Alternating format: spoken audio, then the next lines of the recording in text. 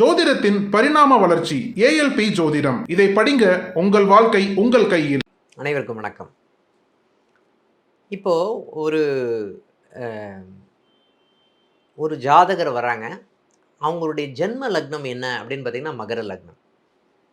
8ஆம் இடத்துல வந்து பார்த்தீங்கன்னா சூரிய பகவான் இருக்கார். உத்திராட நட்சத்திரம் ஜென்ம லக்னத்தில் பிறந்திருக்காருன்னு வச்சுப்போம்.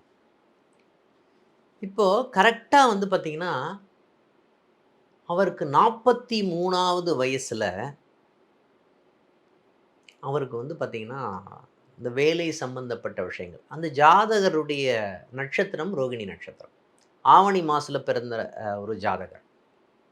இப்போது இவருடைய 43வது வயசில் வேலை சம்பந்தப்பட்ட விஷயங்கள் இவருக்கு சாதகமாக வரக்கூடிய தன்மை வரும் அப்படின்ற ஒரு ஈஸியான ஒரு பதிவை வந்து இந்த காலகட்டத்தில் நம்ம பதிவு செய்து கொள்ளலாம் அப்படின்னு சொல்லலாம். எப்படி 43 வயசு சொல்கிறீங்க? இது ரொம்ப சிம்பிளான ஒரு லாஜிக்கலான ஒரு விஷயம்னு சொல்லலாம். அப்போது அவருக்கு அந்த பூர்வ புண்ணியம் சம்பந்தப்பட்ட விஷயங்கள் எப்போ சாதகமாக இருக்கக்கூடிய தன்மை வரும் அப்படின்னா 40 வயசில் வரக்கூடிய தன்மை இருக்கான்னா இருக்குன்னு சொல்லலாம். இந்த 40 வயசில் அவர் சிவ வழிபாடு பண்ணார் அப்படின்னு சொன்னால் அந்த காலகட்டத்தில் இவருக்கு இந்த பூர்வீகம் சம்பந்தப்பட்ட நிகழ்வுகள், பக்தி சம்பந்தப்பட்ட விஷயங்கள், ஞானம் சம்பந்தப்பட்ட விஷயங்கள், குலதெய்வம் சம்பந்தப்பட்ட விஷயங்கள், மனசு சம்பந்தப்பட்ட விஷயங்கள்லாம் மிகவும் வந்து அருமையான ஒரு தன்மையை கொடுக்கும்.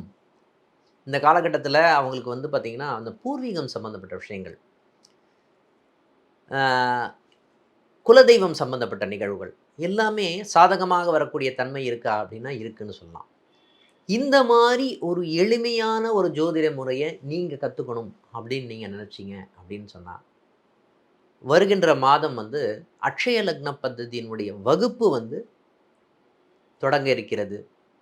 அதில் வந்து சேர்ந்து இந்த 15 நாள் வகுப்பில் வந்து பார்த்திங்கன்னா நீங்கள் வந்து ஜோதிடம் கற்றுக்கொண்டு பயனடையலாம் அப்படின்ற ஒரு நிகழ்வை இந்த காலகட்டத்தில் சொல்லிக்கலாம்னு நினைக்கிறேன். இந்த அக்ஷய லக்ன பద్ధதியினுடைய வகுப்பு வந்து பார்த்திங்கன்னா கால நிர்ணயத்தை அடிப்படையாக கொண்டது.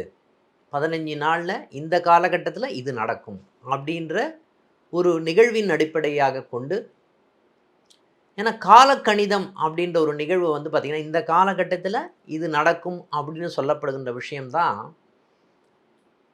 ஒரு ஜோதிட கணிதம்னு சொல்லலாம். ஒரு ஜோதிடத்தை முழுமையாக கற்றுக்கணும் அப்படின்னு நீங்கள் நினச்சிங்க அப்படின்னா காலத்தோடு சொல்கிறது தான் கரெக்டாக இருக்கும். அப்போது 43 வயசில் இவர் வேலை சம்பந்தப்பட்ட விஷயங்கள் சாதகமாக இருக்குமா? சாதகமாக இருக்கும். இவர் பூர்வ புண்ணியம் சம்பந்தப்பட்ட நிகழ்வுகள் சாதகமாக இருக்குமானா சாதகமாக இருக்கும் அப்படின்னு சொன்னால் மிகையாகாது. இந்த மாதிரி எளிமையான ஜோதிட முறையை நீங்களும் கற்று தெரிந்து கொள்ளலாம் அப்படின்னு நீங்கள் நினச்சிங்க அப்படின்னு சொன்னால் வருகின்ற மாதம் வந்து வகுப்புகள் தொடங்க இருக்கிறது. சேர்ந்து பயன்பெறுங்கள். நன்றி, வணக்கம். சித்தர் பூமி